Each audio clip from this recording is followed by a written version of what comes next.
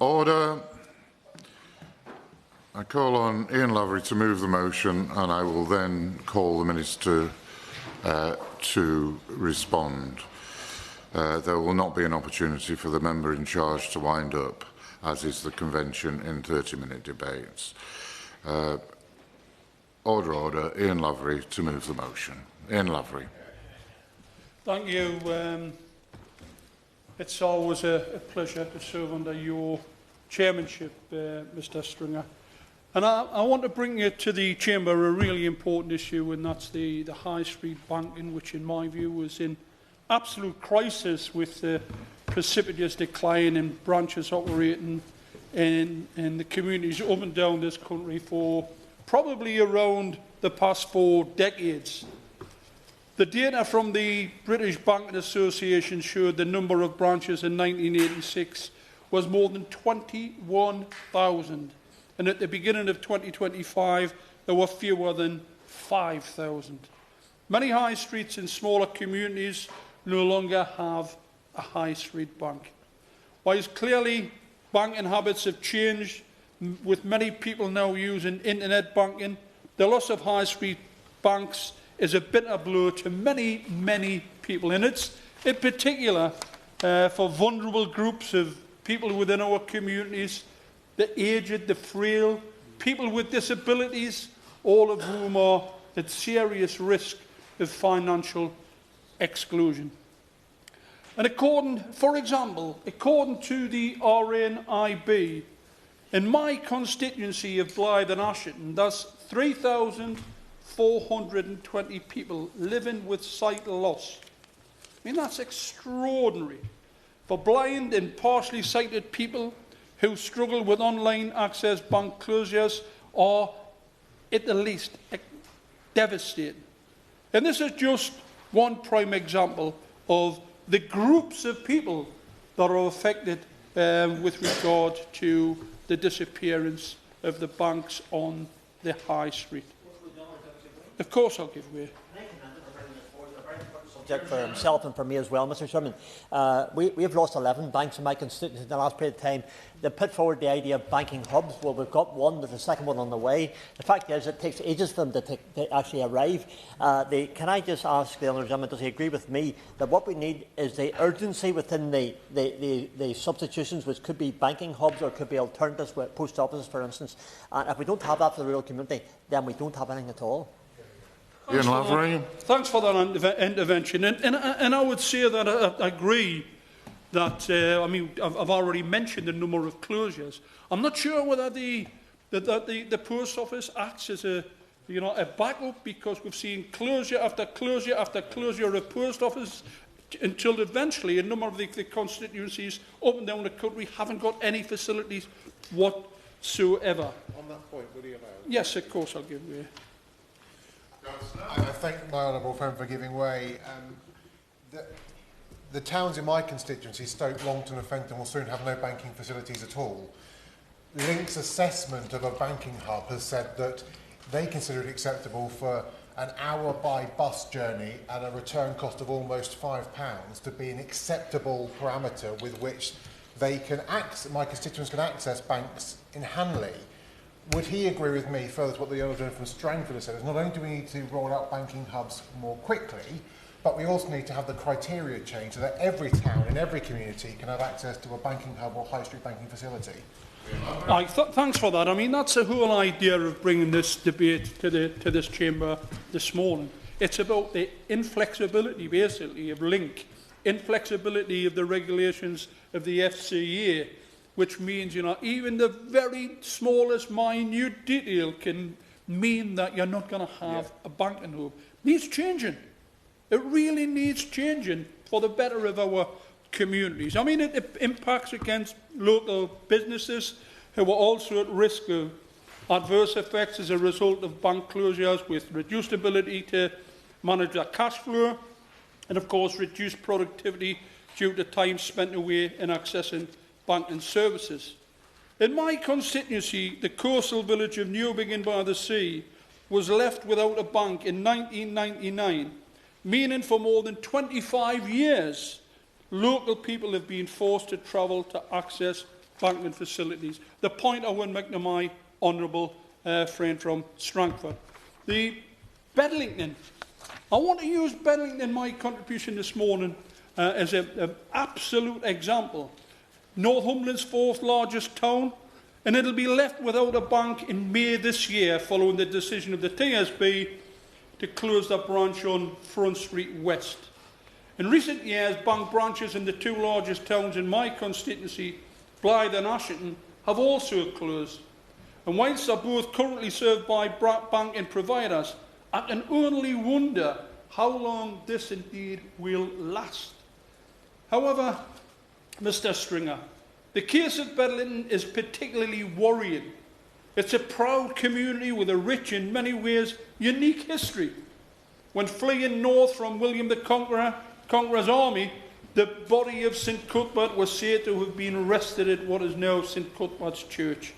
The town and its surrounding areas were once an exclave of County Durham, then developed into an industrial centre with its ironworks and multiple coal mines.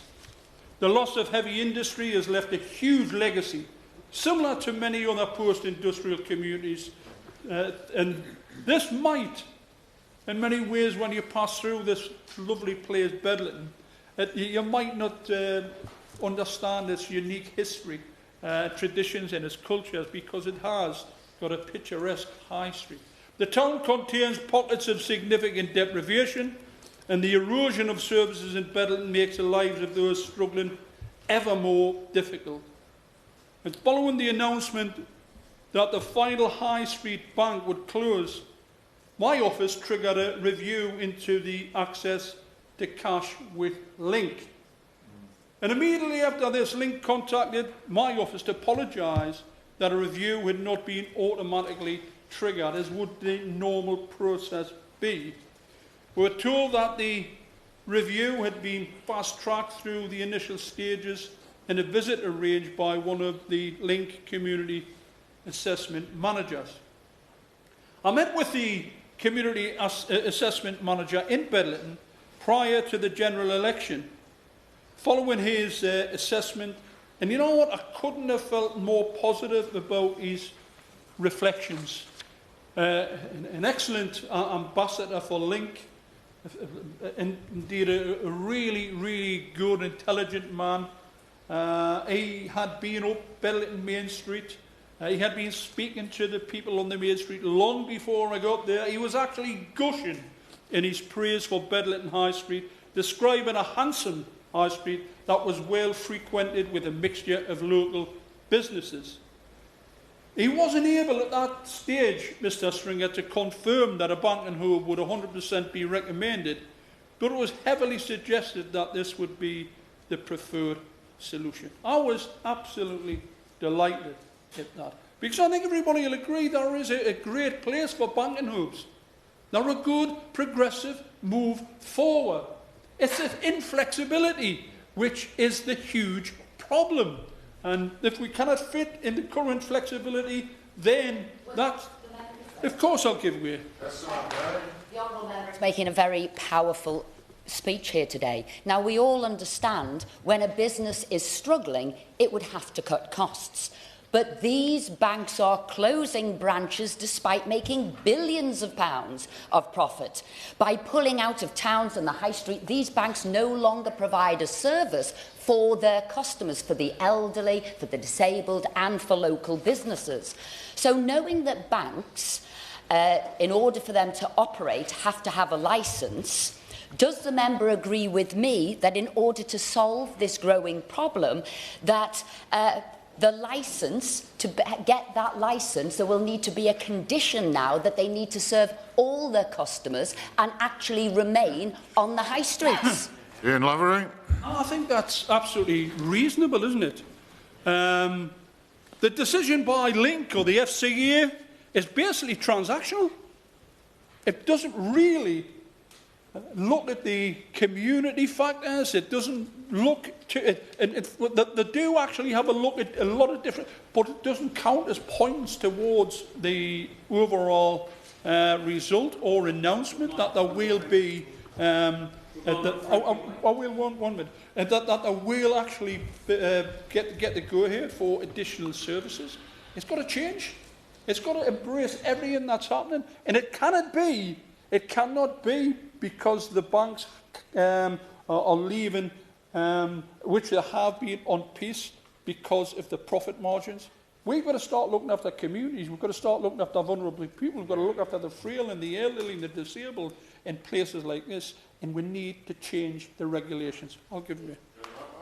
Thank you very much. And I commend my honourable friend on such an important debate and the powerful points he's making. And on the points that my friend from across the chamber just made, in recent years in my constituency of Ilford South, we've become banking deserts, literally deprived of banks on high streets. And for my neighbours living in Chadwell Heath, the nearest branch is some 40 minutes away. And that's probably how long it takes to go from one end of my constituency to the other. Banks are not only profit-making organisations, they also offer a valuable service. And I think that service has to be recognised. Does my honourable friend agree that local banks, as well as post offices, as well as bank hubs, have to be left on our high streets because of the service they provide, particularly to the deprived communities? Ian Lavery? Absolutely. It's essential, and that's the whole reason behind this debate this morning. But I mean, I'll get back to the fact I was more or less guaranteed unofficially that we had qualified in Bedlington.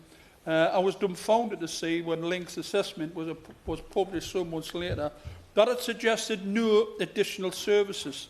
You know, there wasn't any action to support the elderly woman from Bedlington Station who banked in person on a weekly basis on the front street, who used the opportunity to speak with trusted members of staff, not worried about falling prey of scammers, who met a friend for a coffee on Bedlington Front Street and took the opportunity to visit some local shops, spend a few pounds in the process. No assessment of the impact on her or the residents or local businesses from allowing high street banking to be lost with no banking hub provided. No assessment on the impact of people like this woman now travelling to a neighbouring town and spending their money there instead. And on inspection, on inspection, this appeared we had turned down because of the fact that a bank in Cramlington, located 0.1 kilometres closer to Bedlington from the front street, as the crow flies and the regulations suggested, were appropriate. 0.1 kilometres. That's why we were declined. And it's time that this sort of thing was addressed. I think we also look at the entire issues in the community, such as deprivation, such as elderly people, such as people who like my honourable friend mentioned before, who are in desperate need of facilities on the high street. I immediately applied to Link, as I was advised by the Parliamentary Liaison Officer, to submit an appeal. I submitted an appeal, and it was summarily dismissed, without much discussion. I emphasised that Bedlington was the fourth largest town in Northumberland and shouldn't need to use other facilities in other towns to basically survive. Of course I will. Thank my honourable friend for giving way. He's making a very powerful speech about a corner of the county that we share, and I'm interested to hear his reflections on the communities that lose out on access to banking services. Does he agree with me that with the shameful decision to close 3 branches in my constituency, there's a real risk that businesses in the Tyne Valley, elderly people, vulnerable people, will lose access to those face-to-face services? And does he agree that we need to consider the rural hinterland that is served by these larger towns in making these decisions, so that rural businesses are not really crippled by these bank closures? Again, fully agree with my honourable friend in the neighbouring constituency to mine. Urban and rural issues, they're the same. We're being abandoned on the high street from these banking, these large banks. And that's why we need to get the criteria changed to make sure that we allow other organisations, allow Link to... It'll have to be very brief. It will be very brief. I thank the honourable member for giving way. And on that specific point of the criteria, I couldn't agree with him more. It's really problematic. In my constituency, North Herefordshire, we've got a banking hub opening in Leominster now after Lloyds Bank has left. But Kington, where there's a fantastic post office that could be a banking hub, it doesn't have a bus service to Leominster, but it's been told that it doesn't fit the criteria. I really don't understand why. So would... the honourable member agree with me that we really need to ask the government to make sure that these criteria are reassessed, because banking, especially in remote areas, for businesses and individuals, is just such an important function. We can't keep with the system that we've got. Ian Lavery. Thanks, and I agree with you totally with regard to the transport hubs.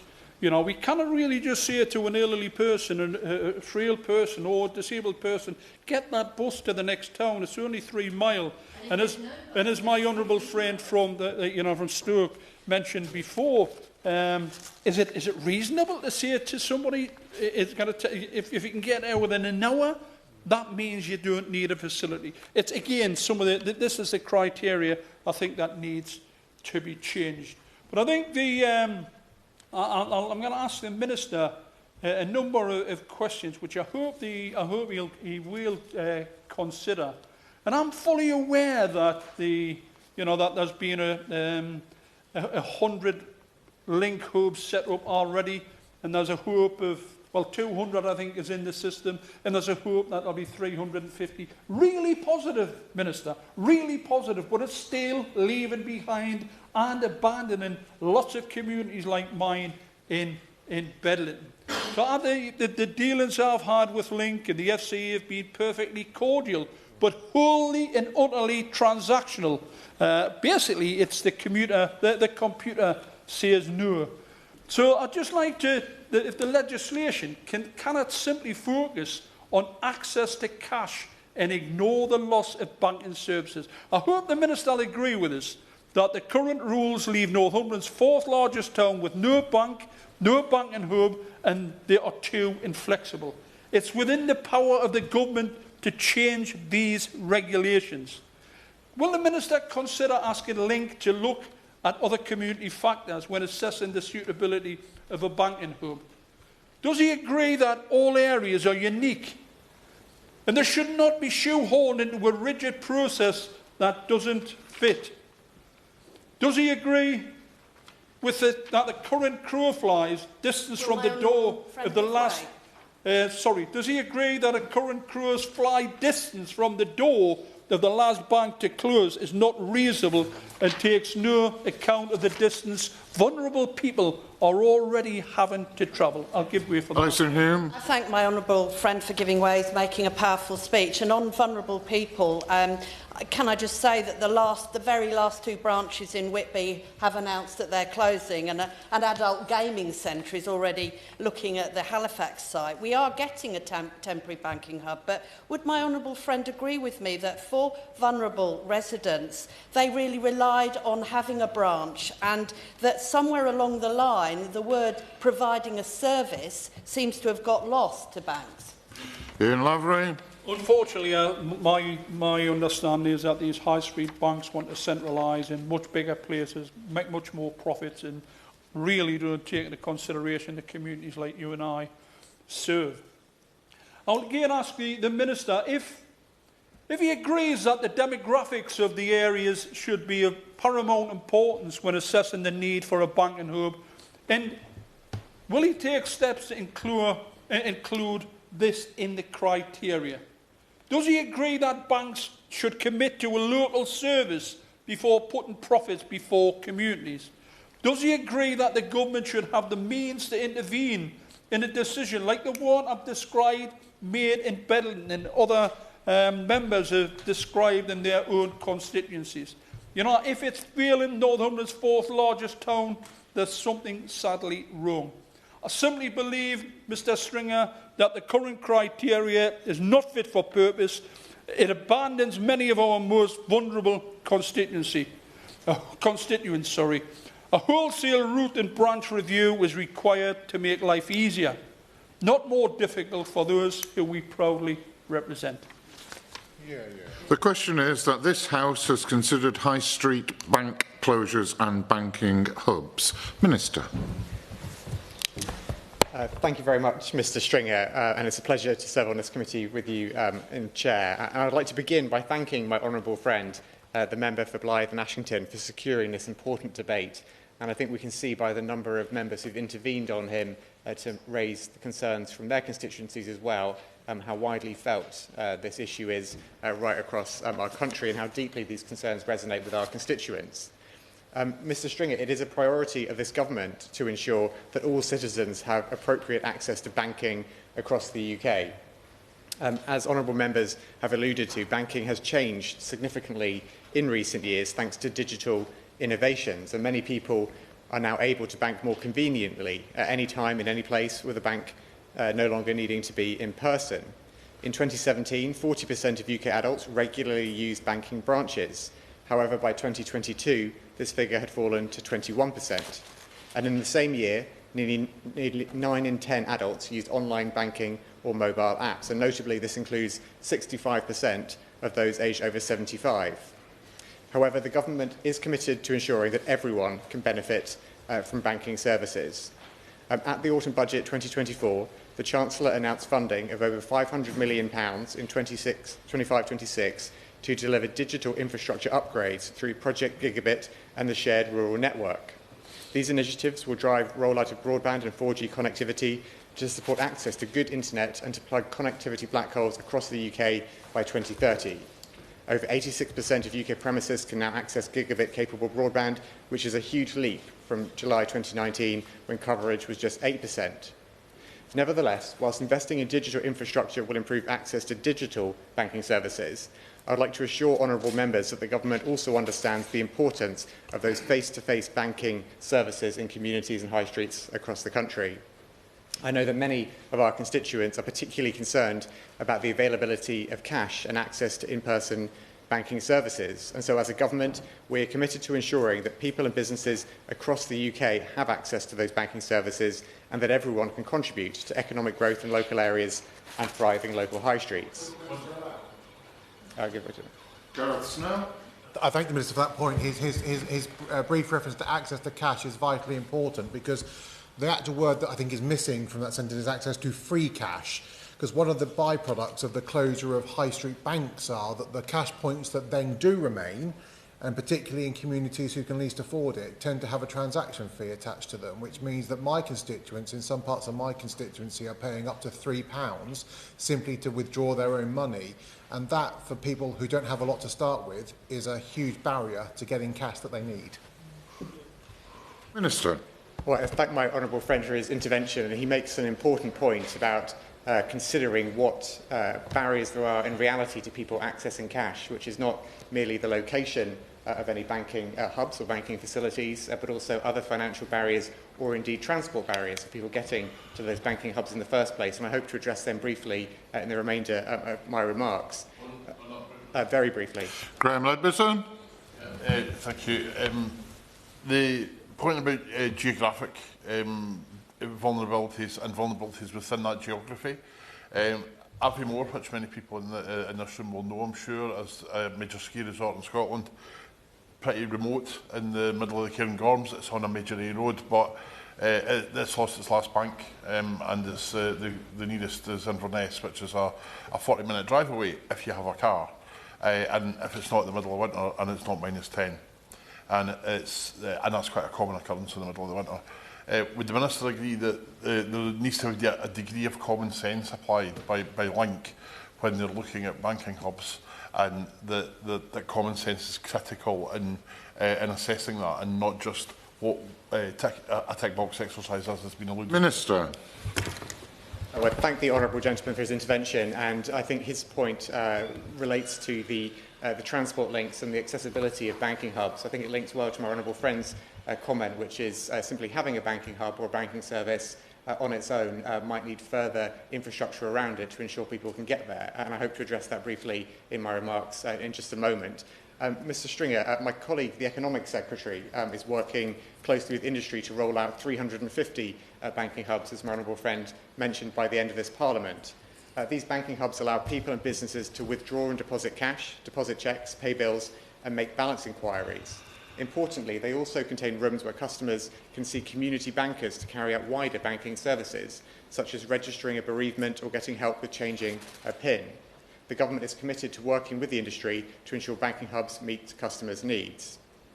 Now, Mr Chair, following rules which is laid out for the Financial Conduct Authority, the rollout of banking hubs is determined in accordance with the legislation. When a bank announces the closure of a branch or a material change of cash access, an assessment will be carried out by Link, as we've heard honourable members referred to today, Link being the operator of the UK's largest ATM network. This is an impartial assessment of a community's access to cash needs. Where Link recommends a banking hub, Cash Access UK, a not-for-profit company funded by major UK banks, will provide it. Now, these assessments take into account criteria such as population size, the number of small businesses, and indeed the levels of vulnerability. They also consider the distance to the nearest bank branch and the cost of travel time via public transport to get there. Importantly, Mr Stringer, where a bank closure triggers an assessment, the branch cannot close until a recommended services have been installed. Any members of the public, including members of this House, can request an access to cash review directly through the Link website. Now, my honourable friend who secured this debate and others have put on record their concerns around the criteria which Link uses to make these assessments. Those are on record through this debate.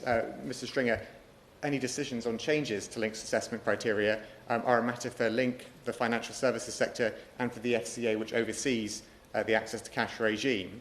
The FCA is required by law to keep its rules under review. It is monitoring the impact of these rules on an ongoing basis to ensure they deliver the right outcomes for businesses and consumers. Yes. Darren Pathy. Giving way, and my honourable friend, for securing this debate.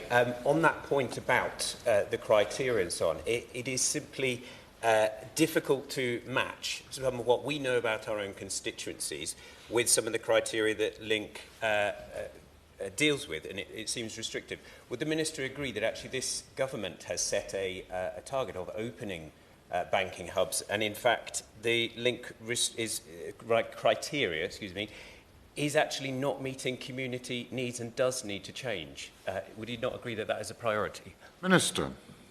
Well, I thank my honourable friend for his intervention. And as I set out, the government has committed to 350 banking hubs across this course of the Parliament. But any changes to Link's assessment criteria are a matter for Link, for the financial services sector and for the FCA under the rules set out in legislation. If I may very briefly, Mr Stringer, point to the fact that customers also have other options to access everyday banking and cash services. In particular, the Post Office, I think, deserves a mention for their extensive presence on the country's high street, which ensures that 99% of the UK population lives within 3 miles of a post office. Through the Post Office banking framework, 99% of personal banking and 95% of business banking customers can access vital cash withdrawal and deposit facilities at 11,500 Post Office branches across the country. Mr Stringer, very briefly, we talked a lot about some of the issues with accessing banking services and banking hubs when they are open. And it's important to note that in the autumn budget, we announced £1 billion of investment in support of bus services, which will be crucial in connecting rural areas and small towns and helping people to get to their nearest banking services. In recognition of the fact that each community has individual needs, we've introduced the Bus Services Bill, which will put power over local bus services back in the hands of local leaders. We continue to take action to make sure high streets and communities across the country can realise their full economic potential. In conclusion, Mr Chair, I would like to again thank my honourable friend, the member for Blyth and Ashington, for securing this important debate. I welcome the support from him and other honourable members for the government's important work to ensure access to banking for all and to support our commitment to unlocking the full potential of high streets across the country. The question is that this House has considered high street bank closures and banking hubs. As many as are of that opinion say aye. Of the contrary, no. I think the ayes have it. Order, order. The sitting is suspended until 2:30.